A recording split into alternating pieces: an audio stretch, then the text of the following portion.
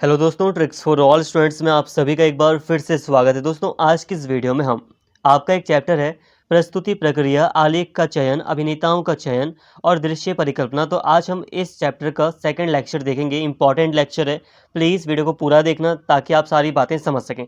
यहाँ पर एक इम्पॉर्टेंट बात यह है कि आपका जो इस चैप्टर का जो पहला लेक्चर था उसमें हमने आलेख का चयन देखा था। हालांकि टॉपिक था कि नाट्य कृति के बारे में हमने पढ़ाई की थी कि नाट्य कृति वगैरह क्या है, नाट्य कृति का चयन कैसे होता है, नाटक का चयन कैसे होता है। तो वो आलेख का चयन ही था। ठीक है, आलेख और नाटक का मतलब यहाँ पे सेम है। तो आलेख का चयन मतलब जो स्टोरी वगैरह होती है उसको चूज़ किया जाता है। इसको हमने फर्स्ट लेक्चर में कवर किया था। और जो सेकंड लेक्चर होने वाला है, सेकंड लेक्चर मुख्यतः अभिनेताओं के चयन पर आधारित होगा। ठीक है, अब जो अभिनेता वगैरह हैं, जो एक्टर हैं, उनका चयन किस तरह से होता है, इस पर आधारित होने वाला है। प्लीज़ वीडियो पूरा देखना। चलिए दोस्तों, बिना टाइम वेस्ट किए अपनी वीडियो को शुरू करते हैं। तो हमारा टॉपिक है पात्रों का चयन। ठीक है, पात्रों का चयन किस तरह से होता है, ये हमारा टॉपिक है आज की इस वीडियो का। नाटक का चयन अर्थ निर्धारण और निर्देशक की मानसिक भूमि पर तैयारी के बाद अभिनेता को भूमिका में चुने जाने की प्रक्रिया आरंभ होती है। किसी भी भूमिका में अभिनेता का चुनाव महत्वपूर्ण कार्य है। इसी पर नाटक की नियति का निर्धारण होता है। यदि निर्देशक का यह चुनाव सही है तो चरित्र उभर कर आएगा, अन्यथा नाटक को ही ले डूबेगा। देखिए दोस्तों, हमने नाटक के चयन को समझ लिया था। तो यहाँ पे यही बताया जा रहा है कि नाटक का जब चयन कर लिया जाता है, कहानी स्टोरी को डिसाइड कर लिया जाता है और जो निर्देशक है वो भी एक मानसिक स्थिति से तैयार हो जाता है। मतलब ये कि वो अपने आप को तैयार कर लेता है कि उसको कोई भी नाटक है या कोई भी फ़िल्म वगैरह है, कैसे बनानी है। वो सारी चीज़ें देख लेता है, कहाँ पर कौन-सा सेट लगाना है, किस स्थान पर फ़िल्म बनेगी, क्या-क्या ज़रूरत पड़ेगी, कितना रिसोर्सेज़ होना चाहिए, कितने हमें संसाधन, कितने लोगों की आवश्यकता है। वो ये सारी मतलब मानसिक तैयारी कर लेता है, समझ लेता है कि हमें क्या कैसे करना है, ये सारी चीज़ें वो डिसाइड कर लेता है। अब इसके बाद शुरू होता है अभिनेताओं का चयन। जो एक्टर हैं उनका चयन किस तरह से किया जाए। हालाँकि एक अंदाज़ा पहले ही लगा लिया जाता है, लेकिन अब हकीकत में एक्टर का चयन किया जाना होता है और जो अभिनेता है उसी के ऊपर डिपेंड करता है कि जो कहानी है वो कितनी फ़ेमस होगी। तो इसलिए जो अभिनेता का चुनाव है उसका महत्व बहुत ज़्यादा है। उसका सारा समय अभिनेताओं के प्रशिक्षण और अभ्यास में ही निकल जाएगा। निर्देशन की बारीकियों की ओर ध्यान देने का अवसर नहीं मिलेगा। नाटककार के मंतव्य को उभारना ही कठिन हो जाएगा। उसके परे के अर्थ को खोज पाना तो असंभव ही है। पात्रों के चुनाव का नाटक को सफलता या असफलता काफ़ी सीमा तक निर्भर करती है। देखिए दोस्तों, यहाँ पर कहा जा रहा है कि अगर कोई ऐसे अभिनेता का चुनाव हो जाता है जो प्रशिक्षित ना हो, जो नाटक में सही फिट ना बैठ रहा हो, तो जो डायरेक्टर है उसका सारा का सारा जो टाइम है वो अभिनेता को ट्रेनिंग देने में ही लग जाएगा कि आपको ऐसे एक्टिंग करनी है, उसको प्रैक्टिस कराने में ही सारा टाइम उसका चला जाएगा। तो जो भी बारीकियाँ होती हैं, जो दूसरी चीज़ें होती हैं नाटक में, उनकी ओर निर्देशक जो है वो निर्देशन नहीं दे पाएगा, डायरेक्शन नहीं कर पाएगा। ठीक है, जो डायरेक्टर है वो डायरेक्शन नहीं दे पाएगा दूसरी चीज़ों में। तो इसीलिए एक सही अभिनेता के चुनाव पर बल दिया जाता है। इसके अलावा कहा जा रहा है अगर किसी बेकार अभिनेता को चुन लिया जाएगा तो क्या होगा इससे? इससे जो नाटककार है जिसने कहानी लिखी है, अब उसका क्या उद्देश्य था कहानी में, तो वो तो कोई आसानी से समझ नहीं पाएगा। ये कार्य काफ़ी कठिन हो जाएगा। नाटककार के मंतव्य, नाटककार के मन को समझना काफ़ी कठिन हो जाएगा कि नाटककार ने किस बात को मन में रख कर या क्या लक्ष्य रहा था कहानी लिखने का, तो इसको समझना काफ़ी मुश्किल हो जाएगा। इसके अलावा कहानी में दूसरे भी कहानी के कुछ अर्थ होते हैं जो कि काफ़ी एक एक अच्छा एक्टर ही दर्शकों को समझा सकता है। तो अगर एक सही एक्टर नहीं होगा तो जो कहानी है, जो नाटक है, उसका अर्थ लोग नहीं समझ पाएँगे। तो इसलिए यहाँ पर नाटक में अभिनेताओं की चयन को काफ़ी महत्व दिया गया है। इसके अलावा व्यावसायिक रंगमंच पर आर्थिक सुविधाओं के कारण निर्देशक को अभिनेता सहज ही उपलब्ध हो जाते हैं, पर अन्यत्र ऐसा नहीं कर रंगमंडल या नाट्य दल को आर्थिक सीमाओं में रहकर काम करना पड़ता है।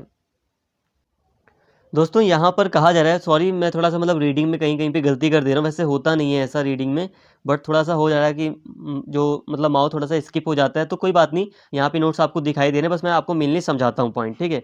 अब यहाँ पर देखिए, यहाँ पर कहा जा रहा है कि जो निर्देशक है, उसको ना कोई भी एक्टर ना आसानी से मिल जाता है। देखो, सहज रूप से एक्टर मिल जाते हैं, ठीक है? एक्टर सहज रूप से आसानी से मिल जाते हैं, उपलब्ध हो जाते हैं, लेकिन ऐसा संभव नहीं है, क्योंकि उपलब्ध तो बहुत सारे होते हैं एक्टर, लेकिन एक सही एक्टर का चुनाव संभव नहीं हो पाता, क्योंकि जो रंगमंडल है या जो निर्देशक है, जो डायरेक्टर वगैरह हैं, जो स्टोरी रंगमंच बना रहे हैं, उनको अपनी आर्थिक स्थिति का भी ध्यान देना पड़ता है। आर्थिक स्थिति पर भी ध्यान देना पड़ता है। मतलब क्या उनके पास इतने पैसे हैं कि वो किसी दूसरे हीरो को जो ज़्यादा डिमांड कर रहा है, जो अच्छा भी है, क्या उसे वो हायर कर सकते हैं या उसे नाटक में शामिल कर सकते हैं? तो उन्हें अपनी आर्थिक स्थिति, पैसे से संबंधित स्थितियों के दायरे में रहकर ही काम करना पड़ता है। निर्देशक भी परिस्थितियों के अनुसार अपनी प्रस्तुति योजना अथवा कार्यप्रणाली में लचीलापन लाकर काम करता है। शौकिया रंगमंच पर उसे कई समझौते करने पड़ते हैं। अब देखिए, जो निर्देशक है, तो वो परिस्थितियों के अनुसार उसने जो भी प्रस्तुति योजना बनाई थी कि कहानी मैं इस तरह से डायरेक्ट करूँगा, इस तरह से नाटक बनाऊँगा, तो उसे समय के अनुसार, परिस्थितियों के अनुसार उसमें थोड़ा बहुत बदलाव भी करना पड़ता है। मतलब ये कि हमने पहले पिछली वीडियो में पढ़ा था ना कि एक मानसिक स्थिति मानसिक रूप से निर्देशक अपने आप को तैयार कर लेता है, पूरा स्ट्रक्चर तैयार कर लेता है कि वो फ़िल्म वगैरह किस तरह से बनाएगा, कई सारी चीज़ें वो सोच लेता है। तो इसके अलावा आगे भी आगे हम काफ़ी बातें करेंगे, तो कुल मिलाकर जो निर्देशक है वो क्या करता है, अभिनेताओं का चयन कर लेता है, कैसे फ़िल्म को दिखाया जाना है इसका भी चयन कर लेता है, और फ़िल्म की जो कहानी है वगैरह है उनका भी पूरी तरह चयन कर लेता है। उसके बाद भी तो उसकी एक योजना बन जाती है, लेकिन उसके बाद भी उसमें लचीलापन होता है, मतलब ये कि उसमें बदलाव हो सकता है, ठीक है? और कई बार उसे कई सारे समझौते भी करने पड़ते हैं। मतलब कि मान लो उसने सोचा था कि मैं अपनी फ़िल्म की शूटिंग इस स्थान पर करूँगा, ये वाली कोई एक विशेष शूटिंग है कि मान लो मैं शिमला में करूँगा। तो कई बार ऐसा हो जाता है कि मान लो शिमला में कोई कर्फ्यू वगैरह लग गया है, बर्फ़बारी ज़्यादा हो रही है, वहाँ पर मतलब अभी सुविधाएँ नहीं हैं, काफ़ी टाइम लग जाएगा शिमला वगैरह में सुविधाएँ आने में। तो वो अपना जो स्थान है उनको बदल भी लेते हैं। शिमला से मिलते-जुलते कोई दूसरा स्थान होगा, तो वो वहाँ चले जाएँगे। तो ये कई समझौते उसे करने पड़ते हैं अपनी योजना से। मतलब कुछ ऐसे कह सकते हो, जैसे कि मान लो आपने एक टाइम टेबल बनाया। अब आपने टाइम टेबल बनाया कि मैं ऐसे-ऐसे पढ़ाई करूँगा, लेकिन अब एक फ़ंक्शन आ गया आपके घर पर। अब एक फ़ंक्शन आ गया जिसे आप, क्योंकि आपके ही घर पर है, तो आपको उसे अटेंड भी करना है। कम ही टाइम देना पड़े, लेकिन आपको उसे टाइम देना पड़ेगा फ़ंक्शन को। 2 घंटे ही देने पड़े, 1.5 घंटे ही देने पड़े। भले वो 10 घंटे का फ़ंक्शन है, लेकिन आपको फिर भी 1 डेढ़ घंटे तो देने ही पड़ेंगे। तो क्या हुआ, आपने अपने टाइम टेबल के अकॉर्डिंग आपने कहा था आप पढ़ाई करेंगे, लेकिन नहीं, तो टाइम टेबल में आपने थोड़ा-सा समझौता किया और आप फिर उस फंक्शन को अटेंड करेंगे। तो इससे यही हुआ कि आपने अपने टाइम टेबल को थोड़ा लचीलापन बना रखा है कि उसमें थोड़ा बहुत बदलाव भी हो सकता है। ये यहाँ पर यही बात की जा रही है। अभिनेताओं का चुनाव पात्रों को अंतर्बाह्य प्रकृति पर निर्भर करता है। पात्र को मुखाकृति, ढील-डौल इत्यादि बाह्य प्रकृति के अंतर्गत आते हैं। चरित्र की अंतः प्रकृति यानी कि स्वभाव की अभिव्यक्ति में कौन अभिनेता अधिक समर्थ है या अथवा अभिनेता की बाह्य रूपाकृति चरित्र की विश्वसनीयता में बाधक तो नहीं, यह अवश्य देख लेना चाहिए। देखिए दोस्तों, यहाँ पर हमारा जो मेन टॉपिक ही यही है पूरी वीडियो का ही, कि अभिनेताओं का चुनाव किस तरह से होता है। तो आप बोर मत होना, कुछ नया आएगा तो कुछ नया नहीं है, बस इसे ही हमें डिटेल में कवर करना है, तो वही हम कर रहे हैं यहाँ पर।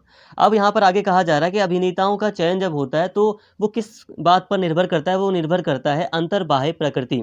अंतर्बाह्य प्रकृति का मतलब है कि कोई व्यक्ति है, कोई भी एक एक्टर है, अब वो बाहर से कैसा दिखता है, वो अंदर से उसका स्वभाव कैसा है, वो किस तरह के डायलॉग बोल सकता है, वो फीलिंग्स को किस तरह से शो कर सकता है, तो ये उसका स्वभाव वगैरह है, ये उसकी प्रकृति है, तो ये उसके ऊपर डिपेंड करता है अभिनेताओं का चयन। पात्र की मुखाकृति ढील-ढोल वही है कि शारीरिक रूप से कैसा है, वो उसका चरित्र अंतः प्रकृति मतलब उसका स्वभाव वगैरह कैसा है, तो ये चीज़ें निर्भर मतलब इनके ऊपर निर्भर करता है किसी भी अभिनेता या एक्टर का चुनाव। जैसे कि मान लो कि यहाँ पे विश्वसनीयता बताई गई है, जैसे कि अब हम किसी नाटक में हमने एक किरदार, मतलब नाटक में हमने हीरो का नाम कुछ दिया है और हीरो की अलग स्वभाव का हीरो हमने नाटक में बनाया है, लेकिन हम किसी ऐसे व्यक्ति को चूज़ कर लेते हैं जो बिल्कुल भी उस किरदार के ऊपर फिट नहीं बैठता। तो ये चीज़ क्या है, ये चीज़ अलग है। तो हम ऐसे अभिनेता का चुनाव नहीं कर सकते जो हमारे नाटक में दिए गए किरदार से अलग हो। जैसे कि कहने का मेरा मतलब है, जैसे कि मान लो कि एक फ़िल्म है जिसमें एक हीरो गुंडे गुंडे की एक्टिंग करता है, ठीक है? वो डिक्टेटर की एक्टिंग करता है, और दूसरी फ़िल्म में आप उसे बहुत सीधा-साधा, एक बहुत अच्छा भगवान की तरह आप एक उसे हीरो बना दो, तो क्या पर्सनैलिटी पर सूट करेगा उसकी? नहीं करेगा। तो यही चीज़ है कि ऐसी चीज़ हमें, ऐसे अभिनेता को नहीं अपनाना चाहिए जो कि आपकी कहानी के किरदार से, आपकी कहानी के में दिए गए जो किरदार हैं, उन मतलब उनको व्यक्त करने में सही ना बैठें। इसके अलावा अंतर्बाह्य प्रकृति को दो टूक खंडों में विभाजित करना इतना संभव नहीं है। फिर भी पात्र चयन में यह देख लेना चाहिए कि किस गुण का होना अधिक आवश्यक है। इसकी उसकी किसी कमी को क्या वेशभूषा या रूप सज्जा अथवा किसी अन्य प्रकार से दूर करना संभव हो। यहाँ पे कहा जा रहा है, देखो यहाँ पे अंतर्बाह्य प्रकृति का मतलब है, मैंने आपको समझा दिया कि बाहर से और अंदर से एक अभिनेता कैसा है, ये चीज़ें होती हैं अंतर्बाह्य प्रकृति, ठीक है? बाहर से वो कैसा दिखता है, अंदर से उसका स्वभाव कैसा है, ये होती है अंतर्बाह्य प्रकृति। लेकिन अंतर्बाह्य प्रकृति के आधार पर भी चयन करना थोड़ा डिफ़िकल्ट होता है। लेकिन अगर, कहने का मतलब है दोस्तों मेरा, कि अगर हम पूरी तरह अंतर्बाह्य प्रकृति को देखेंगे तब भी डिफ़िकल्ट है कि हमें पूरी तरह, जैसा हमने कहानी में किसी व्यक्ति को किरदार दिया है, तो वैसा हकीकत में पूरी तरह पर्सनैलिटी का व्यक्ति या अभिनेता मिल पाना काफ़ी डिफ़िकल्ट होता है। ये हो सकता है कि मिलती-जुलती चीज़ें रहें, पूरी तरह कोई व्यक्ति वैसा नहीं हो सकता। तो यहाँ पर ये इस चीज़ को मान्यता दी जा रही है। यहाँ पर इसीलिए ऐसा कहा जा रहा है कि हम अंतर्बाह्य प्रकृति को तो देखते ही हैं, लेकिन फिर भी कुछ अंतर रह जाता है, जैसे कि कुछ कमी होती है अभिनेताओं में कि वो जो भी उनको किरदार दिया गया है कहानी का, जिसका उन्हें रोल करना है, अब वो उसको करने में थोड़ा-सा असमर्थ भी होते हैं। लेकिन क्या जो वो असमर्थता है, यानी कि जो कमी है, उसको दूर किया जा सकता है, ये भी देखना चाहिए। जैसे कि अगर किसी तरह के कपड़े वगैरह पहनाकर, अलग तरीके से के कपड़े पहनाकर क्या उसको, उस कमी को दूर किया जा सकता है, या कोई दूसरा तरीका है, या उस कमी या किसी कमी को दूर किया जा सकता है। लेकिन जैसे जैसे आप इसे ऐसा समझ लो, एक व्यक्ति है जिसको हमेशा ही एक हीरो का रोल दिया जाता है एक फ़िल्म में, लेकिन जब उसको विलेन बनाया जाएगा, तो हो सकता है ना, अब वो विलन की पर्सनैलिटी पर पूरी तरह सूट ना करे, मतलब सही ना बैठे, लेकिन फिर भी अगर उसके कपड़े पहनने का स्टाइल, उसके जूते अलग तरीके के, मतलब उसे पहनाए जाएँ, उसको अलग तरीके का, मतलब उसको लुक दिया जाए थोड़ा-सा, तो थोड़ा-सा अलग तरीके का मेकअप किया जाए, तो हो सकता है कि वो गुंडे की तरह दिखे, एक डिक्टेटर की तरह दिखे। तो ऐसा संभव है। तो यहाँ पर यही कहा जा रहा है कि ऐसी चीज़ें करनी चाहिए। अगर कमी को दूर करना संभव है तो वो दूर की जा सकती है।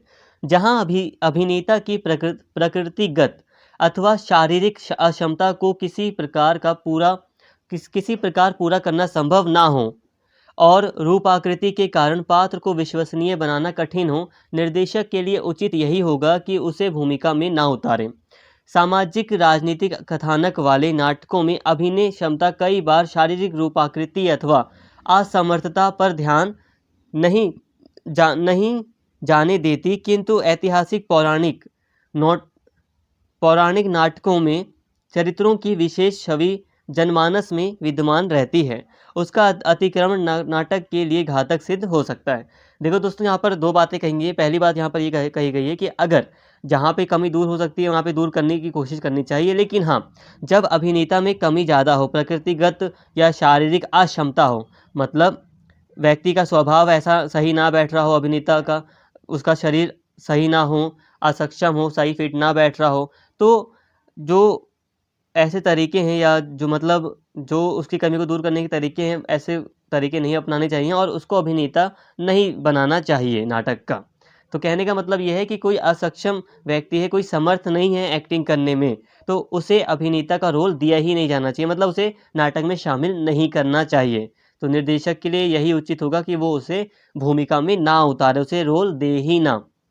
मतलब यहाँ पर ये है कि उसे समझौता समझौता इंसान तब करता है जब कुछ थोड़ी बहुत कमी हो, और जब लगे कि कमी को दूर किया जा सकता है, तब वो समझौता कर सकता है थोड़ा बहुत अभिनेता के साथ। लेकिन जब उसे लगे कि अभिनेता बिल्कुल भी फिट नहीं बैठ रहा और काफ़ी कमी है और उसको दूर भी नहीं किया जा सकता, तो अच्छा यही होगा कि निर्देशक को मजबूरीवश कार्य ना करते हुए जो अभिनेता है उसको उसे भूमिका में ही नहीं उतारना चाहिए। इसके अलावा एक बात यहाँ पर कही जा रही है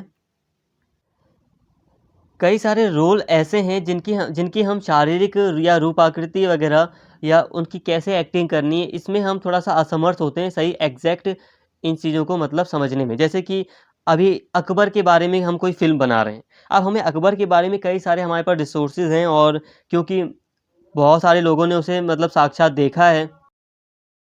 आज के तो लोगों ने नहीं देखा, लेकिन बस मेरा कहने का मतलब ये है कि अकबर वग़ैरह बहुत पुराने शासक नहीं हैं, ठीक है? मतलब बहुत प्राचीन काल के तो हैं नहीं, तो मतलब उनके बारे में हमें काफ़ी रिसोर्सेज़ मिलते हैं, कई सारी पेंटिंग्स वग़ैरह के रूप में उसका चरित्र हमें देखने को मिलता है।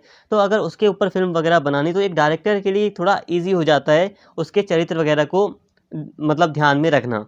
लेकिन अगर कोई प्राचीन टाइम का कोई शासक है, तो उसके ऊपर अगर किसी डायरेक्टर को फ़िल्म बनानी है, उसको अपना माइंडसेट तैयार करना है, तो वो काफ़ी डिफ़िकल्ट होगा। आप इस बात को समझिए। तो यहाँ लगभग यही कहने का प्रयास किया जा रहा है कि कई बार जो कुछ ऐसे कथानक होते हैं, कहानियाँ वगैरह होती हैं जिनमें किसी अभिनय अभिनय यानी कि एक्टिंग वगैरह के मामले में किस किस अभिनेता का चुनाव करना है, ये थोड़ा-सा कठिन होता है। मतलब एक निर्देशक के लिए थोड़ा कठिन हो जाता है कि वो किस तरह के अभिनेता का चुनाव करे। कई सारी कहानियाँ या नाटक ऐसे होते हैं जो पौराणिक होते हैं। पौराणिक पौराणिक मतलब बहुत पुराने इतिहास से संबंधित होते हैं। लेकिन यहाँ पर एक इम्पॉर्टेंट बात कही जा रही है कि जो कहानी का जो पात्र वगैरह होते हैं, कहानी में जो किरदार वगैरह होते हैं, उनकी जो छवि है, वो लोगों के अंदर बनी रहती है। लोगों के अंतर्गत जनमानस में वो विद्यमान रहती है। तो ये निर्देशक वगैरह के लिए थोड़ा डिफ़िकल्ट होता है, लेकिन जो जनता है वो थोड़ा-सा जनता के अंदर छवि एक मतलब एक आउटलाइन बनी होती है। जैसे कि मान लो अशोक के ऊपर एक मूवी बनानी है, तो अशोक के बारे में तो हमें बहुत समय पहले कुछ ख़ास पता नहीं था, लेकिन फिर भी हम मतलब बहुत सारे जब ग्रंथ हम हमारे सामने आए, तो हमने हमने कई सारी बातें अशोक के बारे में जानी।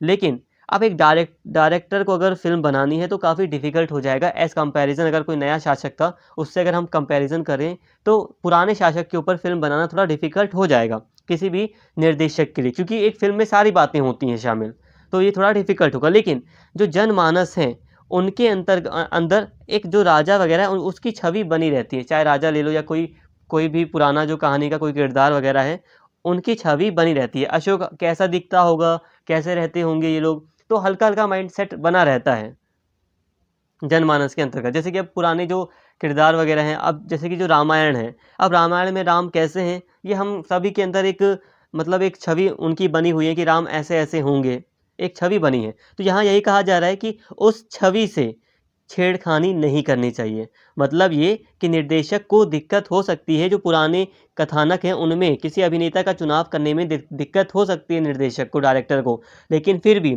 जनमानस के अंतर्गत जो छवि बनी है, जो जनता जो विश्वास करती है कि हमारे राजा या इस नाटक का कोई व्यक्ति है, वो ऐसा-ऐसा दिखता होगा, तो ऐसा-ऐसा उसका स्वभाव होगा, तो उस छवि को नहीं बिगाड़ना चाहिए। जैसे कि हमने शिवाजी को ऐसा-ऐसा देखा है, कहानियों में हमने सुना है, बहुत उनके चर्चे सुने।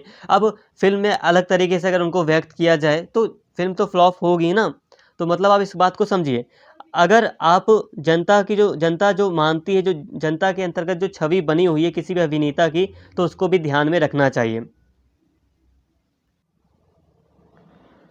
भरत के नाट्यशास्त्र में भूमिकाओं के अनुसार पात्र चयन के 3 प्रकार माने गए हैं। अनुरूपा, विरूपा और रूपानुसारिणी। अब देखिए दोस्तों, जो भरत हैं, भरत के नाट्यशास्त्र में 3 प्रकार के पात्र के चयन की 3 प्रकार हैं पात्रों के चयन के। मतलब जो चुनाव किया जाता है किसी भी पात्र का, कैरेक्टर का, अभिनेताओं का, वो 3 प्रकार से किया जाता है। देखो दोस्तों, जब मैं अभिनेता बोलता हूँ तो अभिनेता एक नहीं है, ठीक है? अभिनेता का मतलब कई सारे नाटक में शामिल होने वाले सभी लोगों को आप अभिनेता कह सकते हैं, कोई दिक्कत नहीं है, ठीक है? एक्टिंग करने वाले लोगों को ही हम अभिनेता कहते हैं। अनुरूपा, एक पहला जो प्रकार है वो है अनुरूपा। चरित्र की अंतर्बाह्य प्रकृति के आधार पर अभिनेता का चयन। देखो दोस्तों, जब अंतर्बाह्य प्रकृति के आधार पर अभिनेता का चयन किया जाता है, जब आप किसी ऐसे एक्टर को चुन रहे हो जिसमें आपने उसके स्वभाव को देखा है, उसकी पर्सनैलिटी को देखा है। अब आप ऐसे एक्टर को ले रहे हो जिसकी बॉडी बहुत ज़्यादा अच्छी है, आप उसकी बॉडी से खुश होकर ले रहे हो, उसकी हाइट से खुश होकर उसको ले रहे हो, उसके स्वभाव को देखकर आप ले रहे हो उसे, तो ये होता है अनुरूपा। तो इस आधार पर अभिनेताओं का चुनाव किया जाता है, पहला प्रकार। दूसरा है प्रकार अंतर्बाह्य प्रकृति के विरुद्ध अभिनेता का चयन और पुरुष द्वारा स्त्री तथा स्त्री द्वारा पुरुष की भूमिका विरूपा के अंतर्गत आती है। अब देखो विरूपा क्या है। अब विरूपा में क्या होता है, विपरीत होता है। अंतर्बाह्य प्रकृति पर ध्यान ही नहीं दिया जाता। अब बाहर व्यक्ति कैसा दिख रहा है या व्यक्ति का स्वभाव कैसा है, ये बिल्कुल उल्टा है। जैसे कि कई बार क्या होता है, पुरुष स्त्री का रोल करने लगते हैं, साड़ी वगैरह पहन लेते हैं हल्की सी, मतलब, और फिर वो उनकी एक्टिंग करने का प्रयास करते हैं। तो कई बार आपने फिल्म वगैरह में भी देखा होगा। बाकी रंगमंच में ये बहुत ज़्यादा होता है। जो पुरुष हैं वो स्त्री का रोल अदा करते हैं, कई बार स्त्री पुरुष का रोल अदा करती है। तो ये क्या है, ये अंतर्बाह्य प्रकृति के आधार पर, ये अंतर्बाह्य प्रकृति के विपरीत अभिनेता का चयन है, जिसे हम क्या कहते हैं, विरूपा कहते हैं। ये समझ में आया होगा। इसके बाद तीसरा प्रकार है, तीसरी श्रेणी में अभिनेताओं में कुछ विशेषताएं पात्र की अंतर्बाह्य प्रकृति के अनुकूल हों, कुछ उसके प्रतिकूल हों, तो वह भूमिका रूपानुसारिणी कहलाती है। अब देखो दोस्तों, किसी ऐसे अभिनेता या एक्टर को चुन लिया गया है जिसमें अंतर्बाह्य प्रकृति भी है कुछ, और कुछ प्रतिकूल चीज़ें भी हैं। जैसे कि मान लो आपने आपने आप अब एक नाटक कर रहे हो, ठीक है, हम रामायण का एक नाटक कर रहे हैं, हमने उसमें रावण को चूज़ कर लिया, एक अभिनेता का चुनाव किया जो रावण का किरदार अपनाएगा। अब रावण के किरदार में हमने जिस व्यक्ति को लिया, शारीरिक रूप से तो वो दिखता है रावण की तरह, मतलब काफ़ी हट्टा-कट्टा है, और रावण की तरह उसे सजा भी दिया गया है, थोड़ा वेशभूषा वगैरह पहना दी गई है, मेकअप कर दिया गया है, तो वो लग रहा है कि वो अंतर्बाह्य प्रकृति से, अगर हम देखें बाहर की प्रकृति से, तो वो लग रहा है रावण। लेकिन डायलॉग वगैरह में थोड़ा सा कम है वो, या उसका स्वभाव थोड़ा सही नहीं है, और तो इस तरह उसके अंदर कुछ प्रतिकूल चीज़ें भी हैं। तो वो ये हुआ रूपानुसारिणी। इसका मतलब ये हुआ कि हमने रूपानुसारिणी के तहत उस व्यक्ति का चुनाव किया। तो ये 3 तरीके हैं, इन तीनों तरीकों से किसी अभिनेता का चयन निर्देशक के द्वारा किया जाता है। अभी इसको समझो। जब भूमिकाओं के अनुकूल अभिनेता ना मिले, तब निर्देशक को विरूपा और रूपानुसारिणी पात्र योजना का सहारा लेना पड़ता है। देखो दोस्तों, ये जो अभिनेताओं का चयन किया जाता है, वो सबसे पहले अनुरूपा के द्वारा ही प्रयास होता है, ठीक है। अनुरूपा के द्वारा ही कोशिश की जाती है कि अंतर्बाह्य प्रकृति मैच कर जाए तो जल्दी से अभिनेता को चूज़ कर लो, वही सबसे बेटर तरीका है। लेकिन जब अनुरूपा के तहत एक किसी कैरेक्टर को फिल नहीं किया जा सकता, किसी किरदार को नहीं अपनाया जा सकता, या किसी एक्टर को चुनाव का चयन नहीं किया जा सकता, तब जाके दूसरे दोनों तरीके हैं, विरूपा और रूपानुसारिणी, तो इनका प्रयोग किया जाता है या इनको अपनाया जाता है, और इनके तहत अभिनेता का चयन किया जाता है। अभिनेता की देह दृष्टि, यानी कि वो किस तरह का दिखता है शारीरिक रूप से, मुख मुद्रा, उसका मतलब मुख कैसा, बनावट कैसी है, बोल चाल ढाल के साथ साथ दूसरे अभिनेताओं के साथ उसका व्यवहार, परस्पर तालमेल, उत्साह, सीखने की ललक, अनुशासन इत्यादि पर भी ध्यान देना पड़ता है।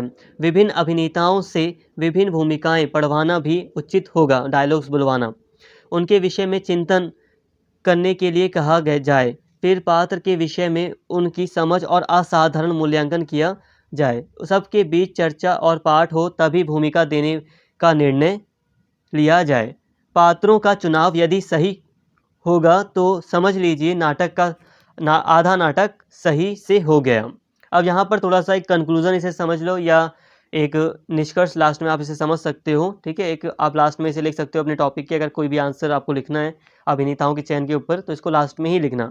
यहाँ पे यही कहा, एक तरह से यहाँ पे कहा जा रहा है कि कई और भी बातें हमें देखनी पड़ती हैं, जैसे कि अभिनेता को हमने चयनित करने के लिए अंतर्बाह्य प्रकृति को देखा, अब इसी के अंतर्गत हमें कई और बातों पर भी ध्यान देना पड़ता है, जैसे कि उसकी शारीरिक दृष्टि कैसी है, ठीक है, ये तो हम देखते ही हैं, उसका चेहरा वगैरह कैसा है, बोलचाल इंपॉर्टेंट है, ये देखते हैं हम, ठीक है, वो बोलता कैसे, किस तरह से बात वगैरह करता है, और सबसे बड़ी चीज़ यहाँ पर है कि वो दूसरों के साथ किस तरह का व्यवहार करता है, तालमेल कैसा, क्या वो अपने जितने भी लोग काम कर रहे हैं, जितने भी लोग एक्टर्स हैं नाटक के अंतर्गत, क्या उनके साथ उसका तालमेल सही से है, उत्साह है, सीखने की ललक है, अनुशासन, एक डिसिप्लिन है उसके अंदर, तो इन पर भी ध्यान देना पड़ता है। इसके अलावा यहाँ पे कहा जा रहा है कि सभी जितने भी अभिनेता हैं अलग अलग, उन सभी से जो भी डायलॉग्स वगैरह हैं वो पढ़वाना चाहिए, और यही उचित होगा, और ये सारी चीज़ें सबके सामने हों, सबके साथ हों, सभी के बीच इसकी चर्चा हो, चर्चा परिचर्चा हो, और तभी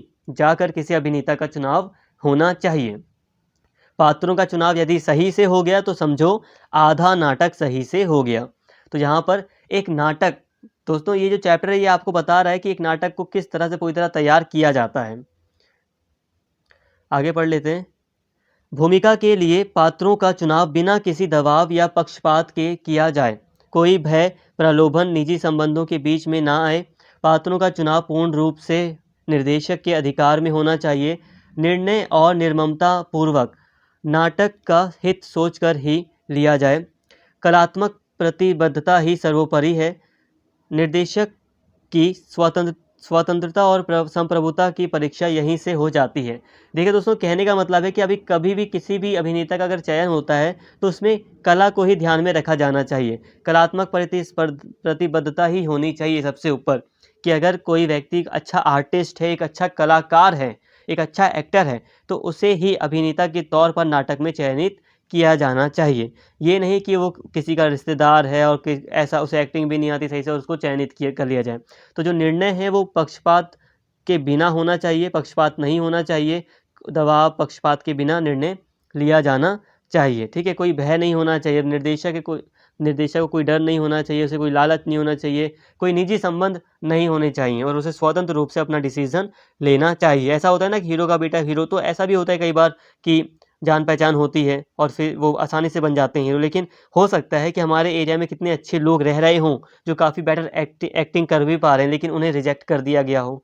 तो इसका रीज़न यही होता है, कई बार रिलेशंस होते हैं बड़े बड़े लोगों के साथ रिलेशन वगैरह। तो यहीं पे यहाँ पर कहा जा रहा है कि अभिनेताओं का चयन करते समय कला को ही महत्व दिया जाना चाहिए।